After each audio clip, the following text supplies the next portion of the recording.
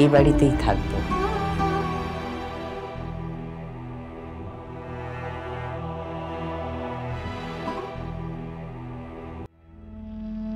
আরে মা,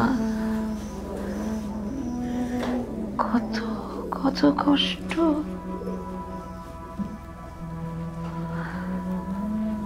এতদিন বুকের ভিতর ধরে রাখলাম রে মারে,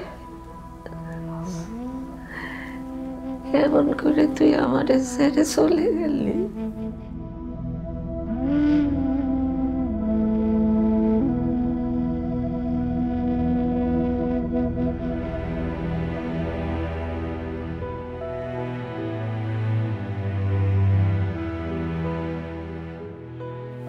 মা, মা, ছোট ভাইয়ের জন্য মেয়ে দেখতে গেছিলাম। খুব সুন্দর দেখতে, খুব ভালো স্বভাব। হাঁটলি মনে হয় যেন প্রজাপতি চলতেছে। আমার বিশ্বাস আপনি দেখলি আপনার খুব মনে ধরবে। তা হঠাৎ করে তোমাকে ছোট ভাইয়ের জন্য মেয়ে খুঁজতে কে বললে শুনি?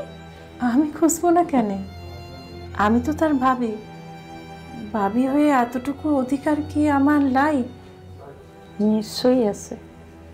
তবে মা, ভাইয়ের যদি বিয়ে দিতে হয় তাইলে এ বাড়িতে সম্ভব নয়। কেন? কারণ ভাইয়ের ঘরটা ছোট, তার একলার জন্য ঠিক আছে, কিন্তু বউ আসলে তো ছোট হয়ে যায়। আর পরিবার যখন বাড়বে তখন এই বাড়িটাও তো ছোট পড়ে যাবে মা। তাই বলছিলাম কি, ওই যে আপনার ছেলে যে নতুন বাড়ি দেখিছে, ওই ব্যাপারে আর একটুবার যদি একটু ভাবতেন, একটু যদি সিদ্ধান্তটা পাল্টাতেন। মা, এই ভিটে তো আমারও শ্বশুরের, তাছাড়া এই বাড়ি তো আমরা বেচবো লয়, এ বাড়ি এমনটাই থাকবে। আমরা আসবো মা, আমরা মাঝে মাঝে বেড়ায় যাব।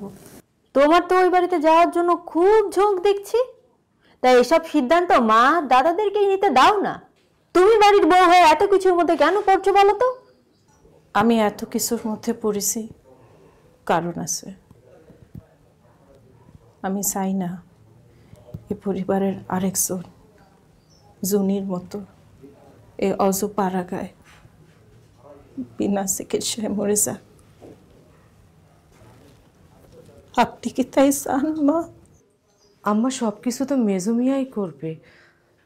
আর আমারও তো ছেলে পুলে নেই। মেজোর তো দুদিন পরে ছেলে পুলে হবে। আবার ছোট মেয়ের যদি বিয়ে দেওয়া হয় তারও সংসার হবে, ছেলে পুলে হবে, একটা পরিবারে এতজন মানুষ। তাই বলছিলাম যে ও বাড়ি তো ঠিক আছে আম্মা। মা, আপনার ছেলে এত খেটে খুঁটে ব্যবসা বাড়াইছে, জমি জমা বাড়াইছে, আমাকে ভবিষ্যতের কথা চিন্তা করতেছে, তার স্বপ্ন আছে, সে সফল হতে চায়।